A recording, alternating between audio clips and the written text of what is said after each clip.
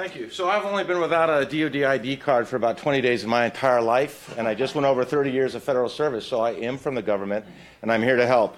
Always gets a laugh. Because I have limited time, and I'm a pretty simple Army guy, and we've done a very good job, I think, multiple times, and this meeting is no exception, and I'm very thrilled to be here, define the problem. And so I'm not going to rehash that. What I am going to talk about is one thing that we're doing in the DoD amongst a variety of other things with our VA partners that I think is going to move the bar. I don't have any of these because I'm not smart enough.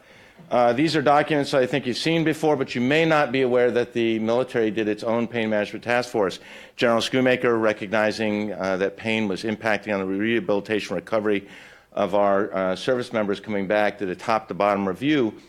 We started using words we'd never used before, like holistic, multidisciplinary, multimodal. These two documents were very lockstep with each other, and it was nice that we had outlined the problem for ourselves. But we are still having a challenge outlining the problem for our leadership. And so this is an interesting chart that one of my senior scientists, Krista Hyland, came up with. She took the TRICARE beneficiary map, that's who's our third-party payer, looked at the CDC's map on where all the opioids are, and found those troop populations where we're concentrated. And somehow we believe that our service members aren't exposed to this issue. But remember, service members, they're a weapon system. They come with a family. And these families are living in these environments. And you'll notice on here the rate of naloxone prescription. So this is a practical example of how we're trying to use data to influence our leadership on what we need to be doing for this problem. But I will say that I think we're approaching this issue right now like a cholera epidemic, but in the wrong way. Anybody that's ever dealt with infectious disease, if you treat cholera, you absolutely treat cholera patients.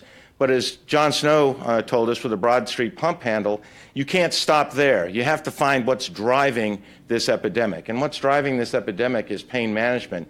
And yet the conversation in the oxygen room seems to be sucked away by just dealing with this as if it's a drug problem. And so what we're measuring absolutely does measure or matter. And in fact, I'm guilty of this. In 2009, what self-respecting wounded soldiers shouldn't have zero pain. And by God, that's what we're doing. And I'll testify as an anesthesiologist, there's nobody in this audience that I can't get your pain to zero. I guarantee it every single time. But if that's the metric, getting to zero on an intensity scale, then opioids really are the right answer. And so we're measuring the wrong thing. And our patients actually, believe it or not, listen to us. And if we value only one thing, pain intensity, in all our literature and what we're asking them, then you're going to run into problems. So we came forward with this. This is the DoD pain scale. Notice it has functional language for the numbers. We didn't abandon the 0 to 10. It also uses a lot of elements that you're familiar with. We have to work in environments where they don't necessarily speak our language or understand our culture, and we still need to be able to ask about pain. But more importantly, we're now asking about activity, sleep, mood, and stress. You can be a soldier who's had their leg blown off, and the soldiers are telling us, you know, getting to zero pain was not necessarily in my self-interest, because now I've spent the better part of the last 5 years trying to get off these medications. This is what I need. I need better activity, better sleep, mood, and stress. I may never be free of pain, but these are the things that I want you to be working on. And so I feel, from an integrative health standpoint, if we measured the right thing, things like acupuncture, things like massage, and all the stuff we've been discussing could actually compete with an opioid, which it can't do right now. And we don't mind as the DoD if you put your label on it as the West Virginians did. And so they made the DoD pain scale the Flying W West Virginia pain scale.